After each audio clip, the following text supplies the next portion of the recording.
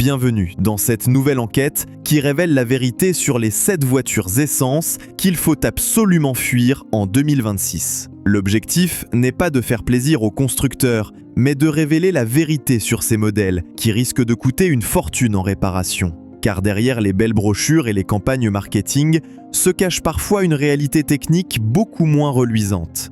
Cette génération de moteurs essence, développée sous la pression des normes CO2 européennes, mérite une attention particulière. Ces fameux moteurs downsizés, réduits en cylindrée mais suralimentés, promettaient de concilier performance et consommation. Mais que se passe-t-il vraiment quand on pousse la miniaturisation à l'extrême? Dans la course à l'homologation, certains constructeurs ont sacrifié la fiabilité sur l'autel de l'efficacité énergétique. Cette analyse décortique 7 cas d'école en analysant leurs défauts techniques, leurs coûts de possession réels et surtout pourquoi ces problèmes persistent malgré les rappels et les correctifs. Commençons par le cas le plus emblématique, avec les Peugeot 208 et 2008 équipés du moteur 1,2 litre PureTech. Ce 3 cylindres turbo de 1199 cm3, développant 110 à 130 chevaux, illustre parfaitement les dérives du downsizing. Peugeot avait une idée qui paraissait géniale sur le papier,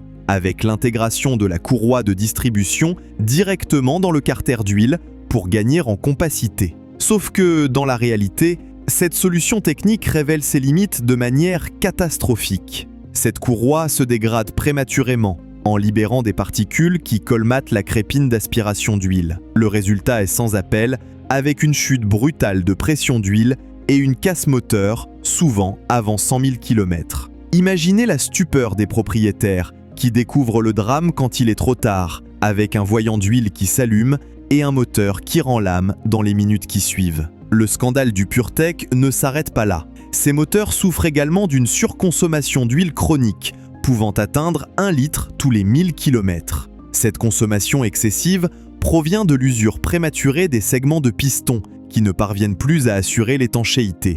Stellantis a procédé en 2024 et 2025 à un rappel de 68 000 véhicules pour un problème d'injecteur de refroidissement d'huile défectueux avec risque d'incendie. Les budgets de réparation atteignent des sommets vertigineux, comptés entre 3 000 et 8 000 euros pour un remplacement de moteur, selon les données de Consumer Reports 2025. Sur le marché de l'occasion, ces modèles se négocient aujourd'hui avec une décote significative de 20 à 30% par rapport aux autres citadines comparables.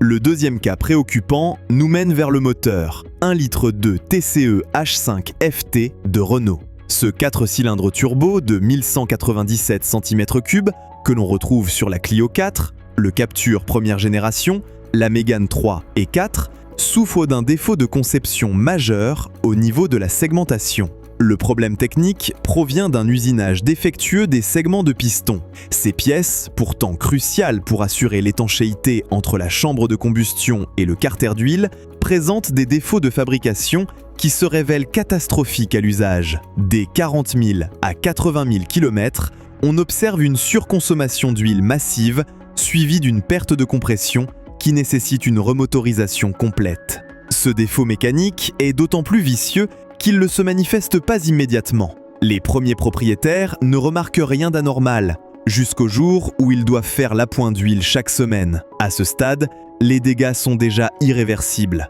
avec des cylindres ovalises et des segments détériorés qui imposent un échange standard complet. La facture dépasse allègrement les 3 000 euros, sans compter les frais de main-d'œuvre et d'immobilisation. Sur le marché de l'occasion, ces modèles sont devenus des pièges pour acheteurs non avertis. Les prix peuvent paraître attractifs, mais le risque financier est énorme. Si vous tombez sur un exemplaire qui n'a pas encore été remotorisé, vous achetez une bombe à retardement mécanique. Troisième cas préoccupant, le Ford 1 litre EcoBoost. Ce petit 3 cylindres turbo de 999 cm3 qui équipe les Fiesta, Focus et Puma de 2020 à 2023 développe entre 95 et 155 chevaux selon les versions. Ford avait misé sur ce moteur pour séduire avec un mélange de performance et d'économie de carburant.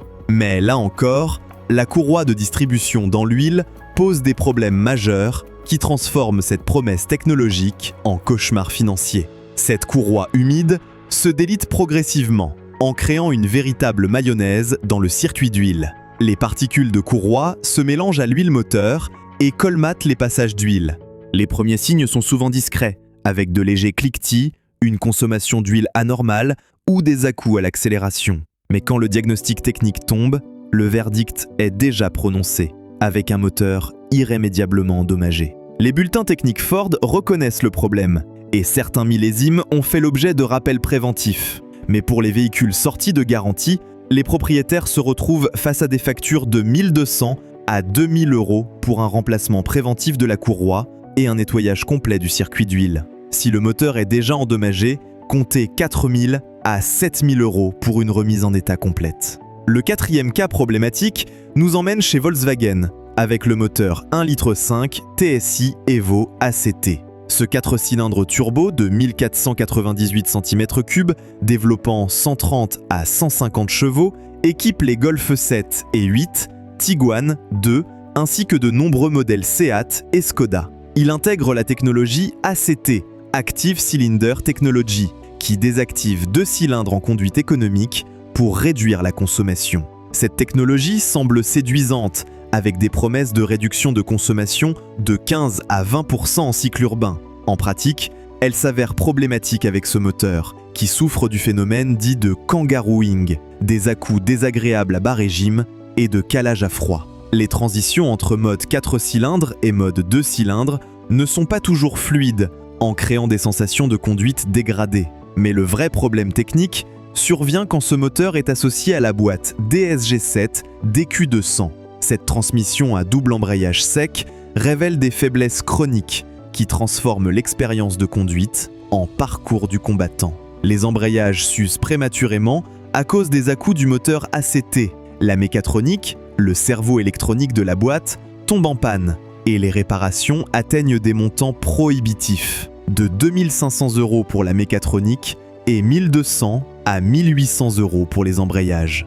Cinquième modèle à éviter absolument, les Audi A4, B8, A5 et Q5 avec le moteur 2 litres TFSI de première génération. Ce 4 cylindres turbo de 1984 cm3, développant 180 à 211 chevaux, a équipé de nombreux modèles Audi entre 2008 et 2012. Il s'agit de la première génération du moteur EA888 qui souffre d'un défaut de conception au niveau des segments de piston et des cylindres. Le problème technique se manifeste par une consommation d'huile anormale pouvant atteindre 1 litre tous les 3200 km.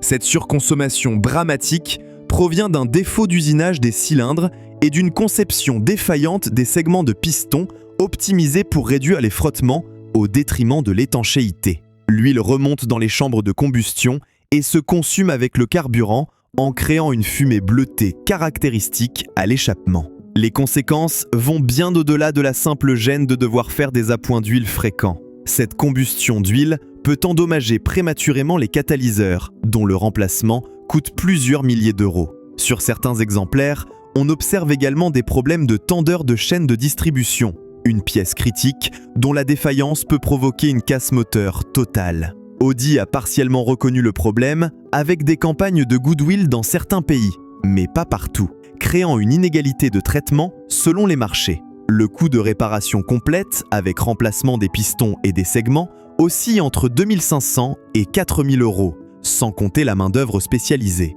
Sur le marché de l'occasion, ces modèles peuvent sembler attractifs, avec leur finition premium et leur performance séduisante.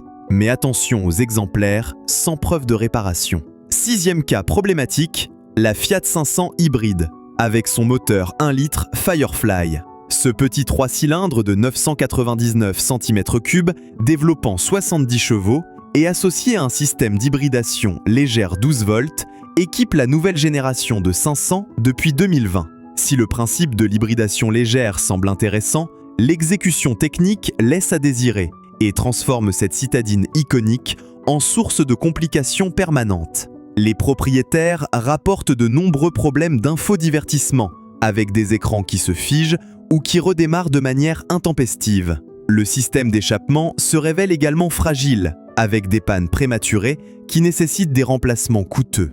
sans compter les alertes parasites qui transforment le tableau de bord en sapin de Noël avec des voyants qui s'allument sans raison apparente. Ces dysfonctionnements entraînent des immobilisations longues, car les pièces détachées ne sont pas toujours disponibles immédiatement dans le réseau Stellantis. Les coûts de réparation varient entre 300 et 1200 € selon les pannes. Le système d'hybridation 12 volts, censé apporter un bénéfice en consommation, se révèle être une source de complications supplémentaires, avec des pannes de l'alternateur démarreur intégré dont le remplacement coûte plus de 800 €. Which, l'équivalent britannique de Que choisir, classe cette Fiat 500 hybride dans la moyenne basse des citadines en termes de fiabilité, avec une note de 2 étoiles sur 5. Enfin, le 7e et dernier cas préoccupant, la Seat Ibiza 5 avec ses motorisations 1 litre. Cette 5e génération d'Ibiza propose 2 motorisations problématiques. Le 1 litre MPI atmosphérique de 75 à 80 chevaux et le 1 litre TSI turbo de 95 à 115 chevaux. Certaines versions peuvent être équipées de la boîte DSG7 DQ200, dont les problèmes ont déjà été évoqués précédemment. Les défauts récurrents touchent principalement l'infodivertissement et la climatisation, qui se révèlent capricieux avec des pannes fréquentes du système de navigation et des dysfonctionnements du compresseur de climatisation.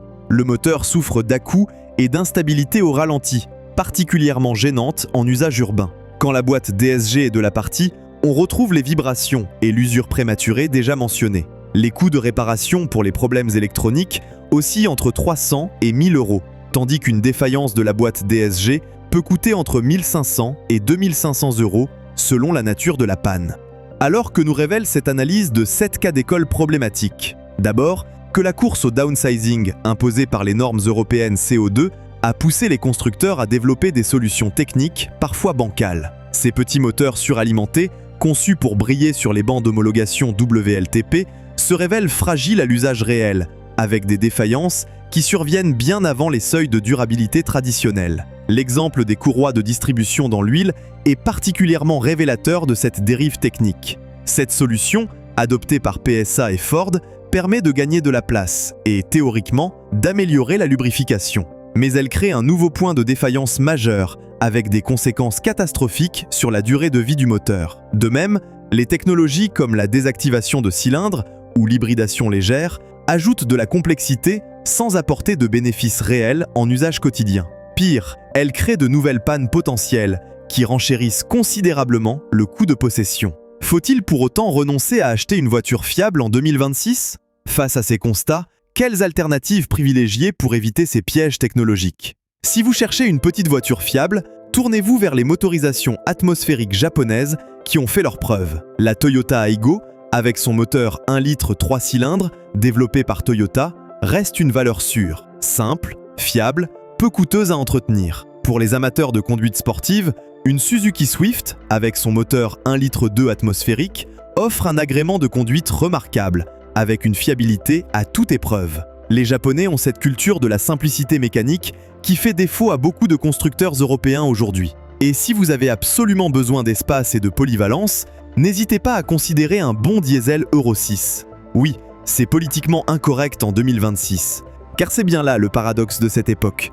On impose des technologies soi-disant modernes et écologiques, mais qui se révèlent moins durables que les solutions traditionnelles. Ces moteurs essence downsizés, censés sauver la planète, finissent souvent à la casse avant d'avoir atteint leur potentiel de durée de vie. Les constructeurs le savent pertinemment. Ils ont fait le calcul économique et préfèrent vendre des voitures qui tombent en panne après la garantie pour forcer le renouvellement, plutôt que de développer des mécaniques increvables comme savaient le faire leurs prédécesseurs.